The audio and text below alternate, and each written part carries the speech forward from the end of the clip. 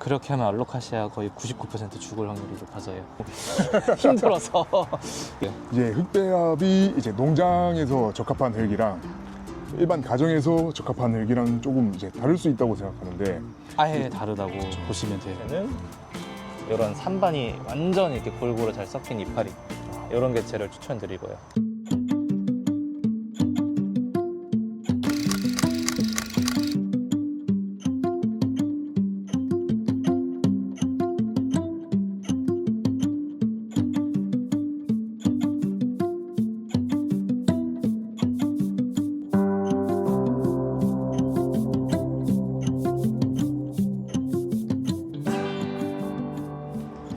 안녕하세요, 꽃 피우는 시간입니다. 오늘은 식물계의 제왕 가든킹님의 가든에 와봤는데요. 한번 소개 한번 해주시죠.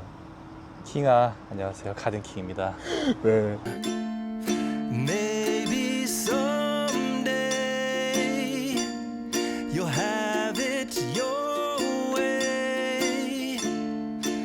오늘은 가든킹님께서 가지고 계신 그 예쁜 아이들 구경도 해보고, 그리고 이 몬스테라 분갈이도 해보고, 직접 커팅도 같이 해보면서 이 네. 몬스테라 키우는 이 노하우에 대해서 좀 배워보려고 하는데요. 괜찮으실까요? 네, 언제든지. 그러면 좀 예쁜 아이들, 제가 특히 좀 더 보고 싶은 아이들도 있거든요. 네네. 걔네들 한번 구경 한번 해보는 시간 가져가 보겠습니다. 같이 가보시죠. Maybe someday it'll all work out. 몬스테라 델리시오사랑 보르시아나 하이브리드인데 뭐 줄여서 그냥 델리시오사 믹스드 민트라고 하고 있어요. 델리시오사 보르시아나 하이브리드 종인데 그냥 한국에서는 이제 민트 몬스테라 혹은 믹스드 민트 몬스테라라고 하는데 얘가 이제 풀민트 네. 풀민트 몬스테라예요. 풀민트. 네, 얘는 이렇게 아예 다 민트가 들어가는데 믹스드 민트는 이렇게 초록이랑 같이 섞여서 나오는 몬스테라 종류라 일단 단가가 얘가 훨씬 더. 요게 더 비싸고 요게 더 인기가 좋아요.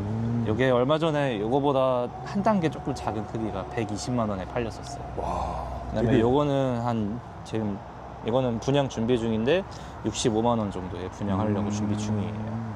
지금 또 하나 있는데 얘는 델리시오사 옐로우 몬스테라 종류고요. 네. 분양 준비 중인 상태입니다. 이렇게 좀 하이브리드 개체들이 좀 더 이제 가격이 좀 더 나가는 편인 거예요. 그러면? 하이브리드라기보다는 무늬죠, 무늬. 네, 음. 무늬가 이렇게 이쁘게 들어갔냐. 그리고 얘보다는 이제 사람들이 이렇게 초록이 섞인 걸 더 이쁘고 더 좋아하니까 얘가 더 단가가 좀 있는 것 같아요. 그다음에 저거 옐로우 몬스테라도 지금 모주는 여기 뒤에 있는데 네. 쟤도 엄청 커지는 애들이라 얘도 지금 삽목묘예요, 삽수예요. 네. 삽수인데도 이렇게 이파리가 엄청 크게 나와서 델리시오사는 다 이제 대형종이라고 보시면 돼요.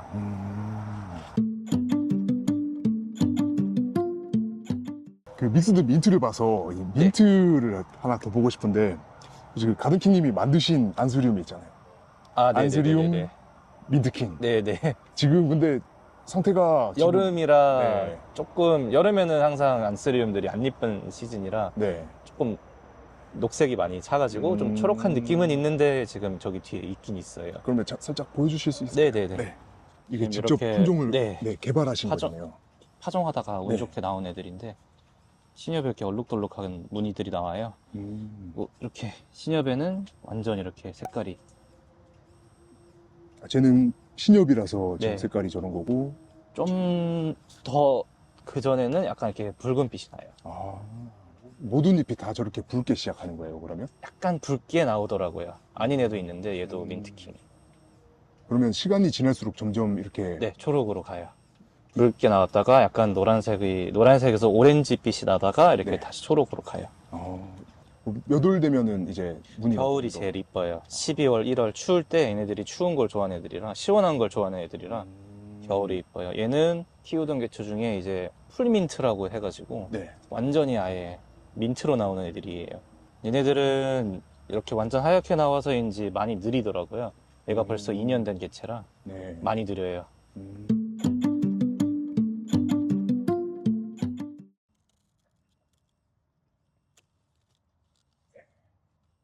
이렇게 몬스테라를 자를 때는 저도 가든킹님 영상 보고 배운 건데 단면이 이렇게 그냥 일자로 네, 단면을- 일자로. 네네네, 맞아요. 꽤 만들어준다.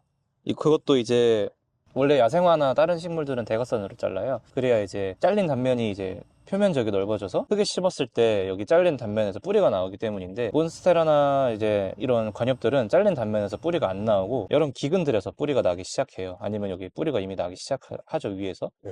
그래서 여기가 오히려 단면이 넓으면 이 단면으로 이제 감염된 확률이 높기 때문에 이 단면이 작을수록 작은 게 더 유리하겠죠. 그래서 일자로 자르는 게 더 맞습니다. 아, 그리고 하나 더 궁금했던 게, 이 눈자리를 보면서 그 다음에 나타날 네. 이제 잎도 네네네. 그 무늬도 예측이 가능하고. 그것도 예측이지 100% 확실한 건 아니고요. 아무리 눈자리가 좋다 해도 고스트 잎이 나올 확률은 어느 정도 있기 때문에 그것도 확률 싸움이라고 말씀드릴 수 있어요. 그러면 그 좋은 삽수를 고르는 방법도 따로 있나 궁금하거든요. 지금 이거 말고 뒤에 눈 안 튼 개체도 한번 아, 네. 자르러 갈게요. 네. 걔는 들 수가 없어가지고. 가보시죠. 자, 다른 개체를 하나 더 잘라왔는데요. 네. 요거 눈자리 보여드릴게요. 여기가 이게 소용돌이 치는 부분이 있어요. 볼록해요. 만져보시면 볼록해요, 느낌이. 이게 느낌은 볼록하고 네. 눈으로 봤을 때는 이렇게 무늬가 소용돌이 네, 치는 네. 게 보이네요. 이게 무늬가 원래 이렇게 일자로 쭉 가다가 이렇게 연속적으로 이어져야 되는데 이 부분에서는 이렇게 회오리 치거든요. 네. 그래서 이 부분이 이제 눈자리, 새로 이파리가 나올 자리가 되고요. 네. 근데 얘가 지금 보면은 이 회오리 치는 부분, 이렇게 동그란 부분이 흰 지분이 좀 많죠. 네. 그래서 얘는 아마 이파리가 이렇게 나올 확률이 좀 있어요. 이것도 확률이에요. 확실하진 않아요. 확실하진 않고요. 그래서 이 정도면은 아마 흰 지분이 한 50, 60% 정도 들어간 이파리가 나올 확률이 높아요. 근데 이것도 확률이다. 여기서 고스트가 나올 확률도 어느 정도 있고요. 대신 여기서 초록이 나올 확률은 정말 이제 엄청 낮은 거죠. 완전 초록잎이 나올 확률은 굉장히 낮아요. 그러면 그 추천해 주실 만한 그 눈자리도 한번 보여주실 수 있을까요? 지금 요거는 지난주에 자른 개체예요. 네. 열흘 전쯤 자른 개체예요. 얘는 벌써 뿌리도 나오기 시작하고 그러네요. 눈자리도 볼록하게 올라왔어요. 많이 올라왔네요. 근데 이 친구 보면은 여기 소용돌이, 이 눈자리 보면은 초록 지분이랑 흰 지분이랑 골고루 잘 섞인 것 같죠. 네. 이런 데서 이제 무늬 좋은 아이가 나올 확률이 높은 거예요. 이런 걸 네? 바코드 형태라고 네, 부르나요? 바코드 무늬라고도 많이 말씀하시죠. 여기에 바코드. 이런 게 바코드. 그래서 이제 눈자리가 이 정도면은 초록 지분 잘 섞인 이파리가 나올 확률이 높다라고 보실 수 있고, 이것도 확률이에요. 그러면 이런 삽수 고를 때 눈자리 말고 또 이제 고려해야 될 만한 사항들이 또 있을까요? 눈자리 말고는 이제 개체나 묘로 봤을 때 이런 고스트 잎은 피하세요. 이런 고스트 잎은 뭐 다 무늬 좋은데 한 장 정도 고스트다? 그 정도는 봐줄 만해요. 근데 고스트 잎이 막 두세 장 있다? 그러면 그런 개체는 피하세요. 이 고스트가 많으면 많을수록 광합성을 못해서 이파리도 금방 하얘지고 줄기도 하얘가지고 나중에 잘랐을 때 고스트가 나올 확률이 굉장히 높아지기 때문에 그런 친구들은 피하는 게 좋아요. 네. 개체는 이런 산반이 완전 이렇게 골고루 잘 섞인 이파리, 이런 개체를 추천드리고요. 가장 네, 인기도 여러- 많은 아이들이. 인기도 많을 뿐만 아니라 이런 개체는 금방 나가요. 만들어만 놓으면은 무늬 이쁘다 하면서 대부분 바로 사가세요.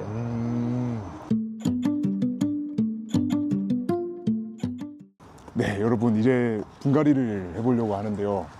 사실 아까도 가든킹이 말씀해 주셨는데 이 몬스테라 자르거나 할 때는 꼭 이렇게 장갑을 끼고 하셔야 된다고. 아까 그냥 장갑을 안 끼고 잘랐는데 원래는 장갑을 끼고 자르는 게 좋습니다. 지금 이런 식물들이 다 이제 천남성과 식물이라 독성이 있기 때문에 피부가 예민하신 분들은 이제 반응을 보이면서 상처가, 저도 이렇게 흉터가 하나 났는데 저기 있는 친구 자르다가 핏이랑 반응을 하면은 이렇게 살이 탄대요. 그래서 상처가 났는데 되게 오래 가더라고요. 따끔하면서. 그래서 아프기도 되게 아프고. 네, 한 2주 갔어요.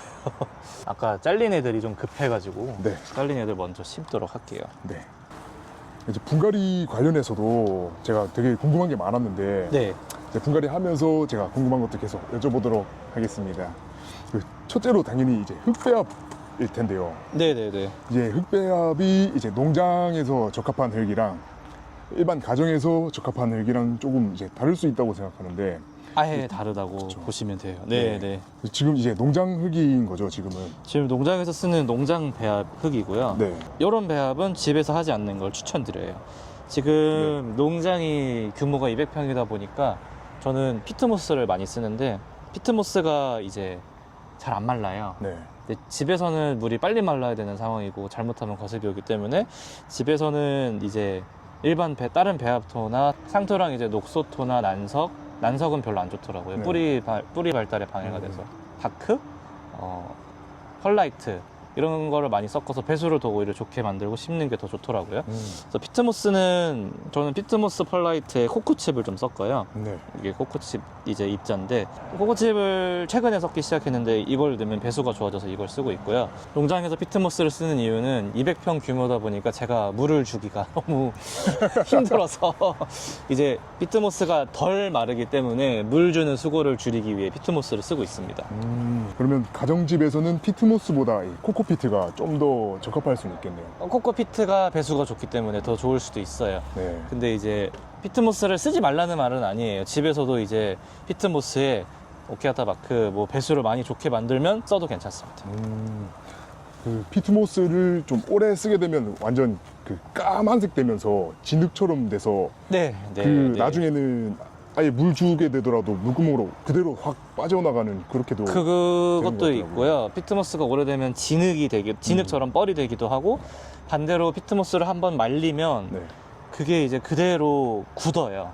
굳으면서 다시 물을 먹기 힘들게 변해요. 한번 바싹 말리면은 이제 다시 못 쓰는 흙이 될 수도 있어서 옛날에는 저도 피트모스 50에 펄라이트 50의 배합을 써봤는데 너무 이제 벽돌처럼 굳어버리더라고요. 그래서 배수만 좀 좋게 만들어서 물이랑 통풍이 잘 되게 이제 해주고 있습니다. 좀 이제 분갈이 하는 방법에는 뭐 노하우 방법은 같은 게 좀 있을까요? 지금 하고 계신 거. 딱히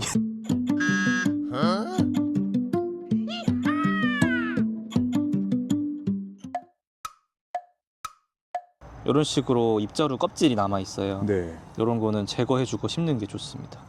이게 또 안 없어진다고 하셨던 것 같아요. 요게 흙 속에서 이제 썩을 수도 있어서 그냥 깔끔하게 심기 위해 밑에 살짝만 깔고 네. 기근이 밑에 들어갈 수 있게 하고 저는 이 줄기보다는 이 메인 줄기 네. 앞으로 자랄 이 친구가 중간 정도 되게끔 이렇게 해줘요. 근데 가끔 기근이 막 말도 안 되게 길 때 있어요. 네.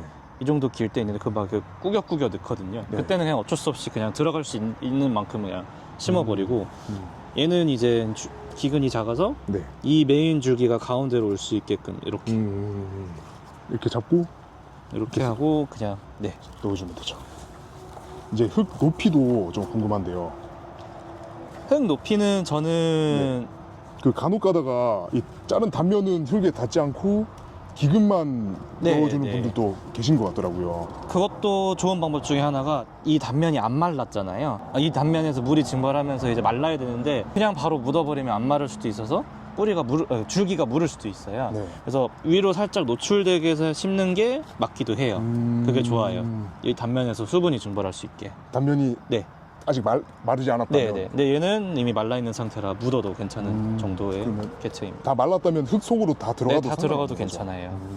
요 아이는 이제 분갈이인 거죠. 요거는 삽목 개체예요. 네. 삽목하고 이파리 한 장에 나온 친구인데 지금 뿌리가 막 위로 튀어나오고 난리 나가지고 그러네요. 큰 화분으로 바꿔주도록 할게요. 한번 쓴 흙은 저는 이제 다른 통에 모아놔요. 버리는 용으로.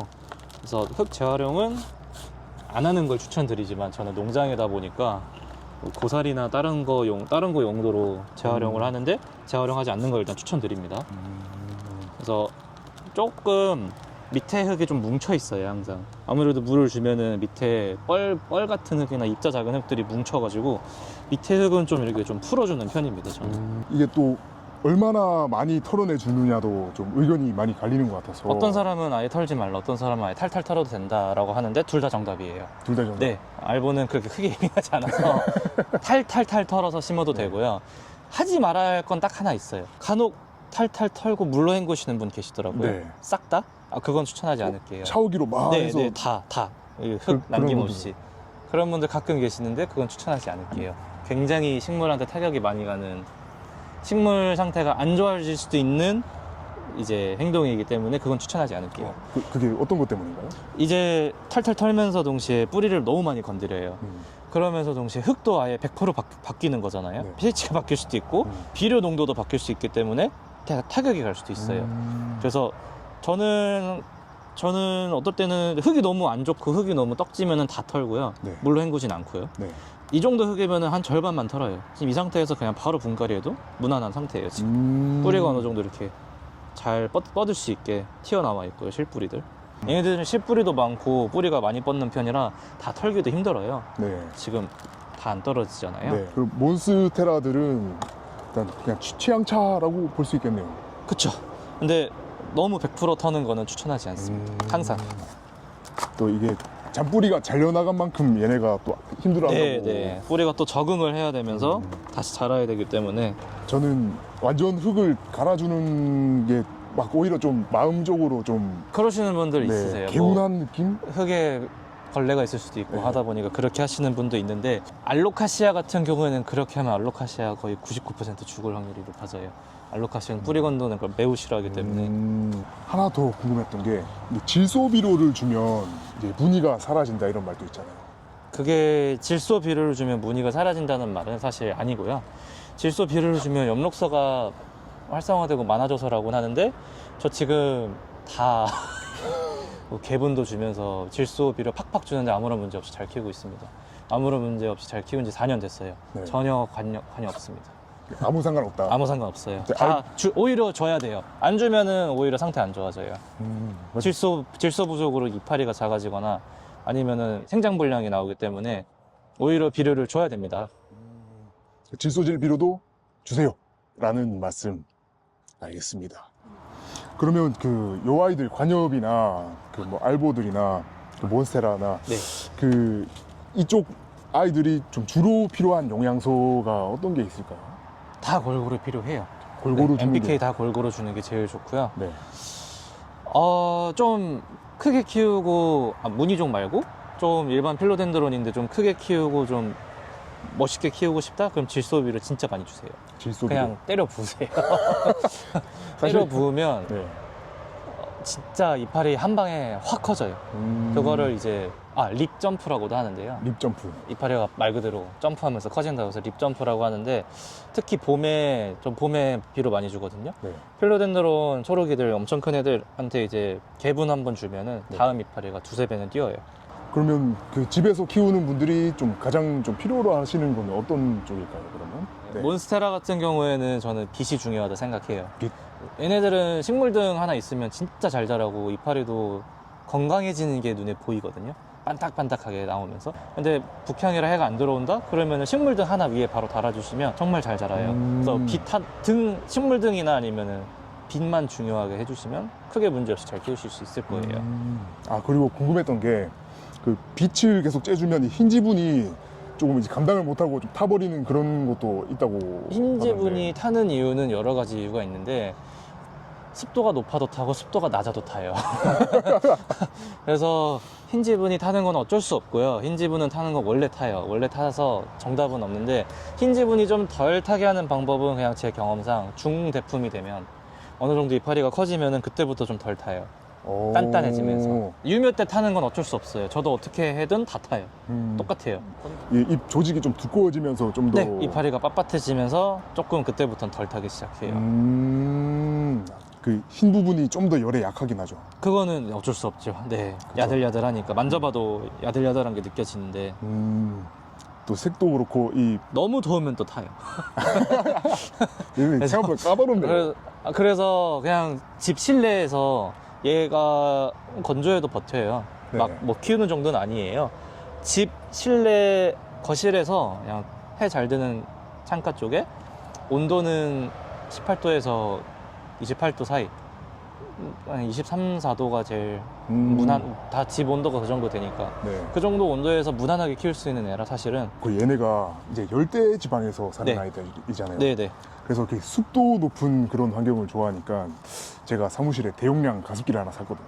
네네네네. 그리고 가든킹님 영상 보니까 이 습도가 높으면 이 공중뿌리를 많이 내보내는 경향이 있다. 네, 맞아요. 네, 맞아요. 네, 맞아요. 그쵸. 맞아요. 그래서 좀 공중뿌리를 빨리 내서 좀 그 욕심이 나더라고요. 얘도 보시면은 네. 집에서는 한 요 정도밖에 안 나온대요. 네. 집에서 키우시는 분들. 아무래도 습도가 여기는 막 60-70%, 밤에는 80-90까지 올라가니까 그래서 집에서는 요만큼밖에 안 나온다고 하시더라고요. 네. 근데 습도가 높으면 높을수록 기근이 이렇게 쭉쭉 뻗어요. 그러면 이렇게 쭉쭉 뻗으면 이제 장점이 삽목했을 때 기근에서 뿌리가 나오기 때문에 빨리 순화가 돼요. 비교적. 완전 빨리는 아니고 비교적. 그래서 이런 식으로 습도가 높으면 기근이 많이 나오기 때문에 나중에 삽목이나 생산할 때 유리하죠, 아무래도. 이게 여기가 이제 새로 이파리 나올 자리고요. 네. 얘는 이미 이파리 나온 거예요, 지금. 아, 그 얘는 이미. 여러분은 식물을 좋아하게 된 특별한 계기가 있나요? 식물을 보면 떠오르는 누군가가 있으신가요? 가든킹님은 17살 때 외할머니랑 같이 꼭박나무에서 난초를 사서 키우게 된 게 계기라고 해요. 저는 식물의사였던 아버지가 떠오르는데요. 14살 때 아빠 차를 타고 등교한 날이었어요. 차 뒷자리엔 큰 칠판이 실려 있었는데요. 흉작으로 피해를 본 농부들께 농업기술을 가르치러 가는 길이었나 봐요. 그 장면이 제가 기억하는 아버지의 마지막 모습이었습니다. 제가 훌쩍 커 30살이 넘은 날 우연히 아버지 사무실에서 비디오 테이프들을 찾았어요. 살아계시던 당시 아버지가 한 농업 세미나 영상들이었어요. 영상 속 아버지는 진심으로 농민들을 돕고 싶어 하는 것 같았어요. 그때 당시에는 잘못된 농사지식으로 피해를 보는 농민들이 지금보다 훨씬 더 많았던 것 같아요. 식물에 광합성 산물인 에너지원을 공급해주면 햇빛이 부족한 날이 지속되어도 농사를 잘 지을 수 있다. 아버지의 에너지 원리에 의한 환경농법인데요. 지금은 널리 받아들여져 활용되고 있지만 그때 당시에는 아니었나 봐요. 작물의 면역력을 키워주기보다 강한 농약으로 키워 자연 환경을 파괴해 다음 농사에 피해를 보던 그때. 그 시절에는 농업 인식이 아버지의 주장과는 많이 달랐기 때문이래요. 아버지의 이론이 인정받기 전까지는 정말 창피당하고 망신당한 일화가 많다고 해요. 농민을 돕고 싶다는 마음이 진심이 아니었다면 그런 일들을 겪고도 끝까지 밀어붙이진 않으셨을 것 같아요. 그런 아버지를 보면서 저도 누군가에게 도움이 되는 인생을 살아가고 싶다는 생각을 했던 것 같아요. 그래서 아버지 세미나 영상을 보며 식물 공부를 시작했어요. 식물이 살아가는 원리인 식물의 대사, 토양학 같은 과학적 원리들 위주로 공부했어요. 오히려 식물에 대한 기반 지식이 없다 보니 더 순수한 입장에서 모두가 상식으로 받아들이던 부분들도 과학적으로 왜? 라는 질문을 던지며 진짜 맞는 정보인지 검증하는 습관이 생겼어요. 공대 출신이고 반도체 연구를 했었기 때문에 과학적 원리를 파헤쳐 들어가는 습관을 가지고 있었거든요. 그러면서 자연스럽게 사무실 정원을 조성하게 되었어요. 식물에 대한 이론적 기반도 생겼고 아버지가 만들어 놓은 좋은 제품도 있으니까 키울 자신이 있었어요. 그런데 이상기후로 폭염이 온 올 여름 우리 아이들이 시름시름 앓는 모습을 보게 되었어요. 이론만으로는 한계가 있음을 통감했고 아직 제가 식물에 대한 노하우가 부족한 상황임을 알게 되었어요. 더불어 내 아이들이 힘들어하는 걸 보고 식물을 잘 키우는 데는 좋은 제품도 중요하지만 사람의 관심이 더 중요하다는 것도 느끼게 되었어요. 단순히 식물을 사왔을 때 느낄 수 있는 그 행복감보다 더 큰 게 있다는 것도 알게 되었어요. 내 실수로 아이들 다치게 만들었을 때 느끼는 미안함. 다시 살아날 수 있을까? 조마조마함. 다시 건강해졌을 때 느낄 수 있는 안도감. 꽃 피워줄 때 느낄 수 있는 짜릿함까지. 식물과 함께 쌓인 그 복잡한 감정들. 그 감정들이 바로 우리가 식물을 키우며 행복해하는 진짜 이유라는 것을요. 우리 애들 잘 키우기 위해 각 식물별 전문가를 찾아가 오랜 경험을 전수받으려고 해요. 식물 전문가들이 말하는 노하우에 순수한 시각으로 왜? 라는 질문을 던지며 노하우에 숨겨진 원리를 알아가보는 시간을 가져보려고요. 다음 시간에는 저희 정원에 있는 다른 아이에 대한 노하우를 배우러 가볼 예정이에요. 저와 함께 가보시겠어요?